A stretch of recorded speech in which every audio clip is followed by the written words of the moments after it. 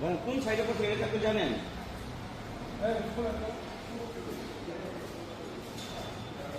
বাচ্চাটা কিভাবে মারা গেছে বলবেন তো? পালাচ্ছেন কেন?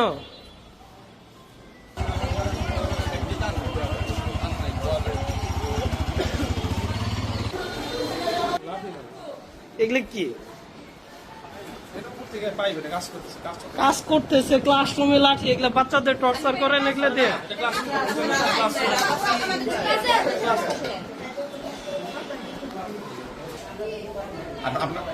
আপনারা দেখেন নাই মানে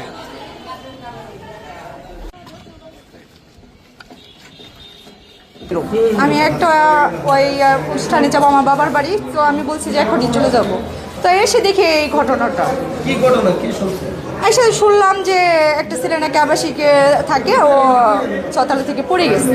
তো এসে আবার রুমে আসছি, আমার ছেলেকে খুঁজছি, দেখে আবার পরে একটা স্টুডেন্ট মারা গেছে। এই সংবাদ পেয়ে ঘটনাস্থলে আসছি, এসে আমরা বিস্তারিত দেখলাম এবং লাশ বর্তমানে মর্গে আছে, কিন্তু স্পষ্ট এখন কিছু বলা যাচ্ছে না।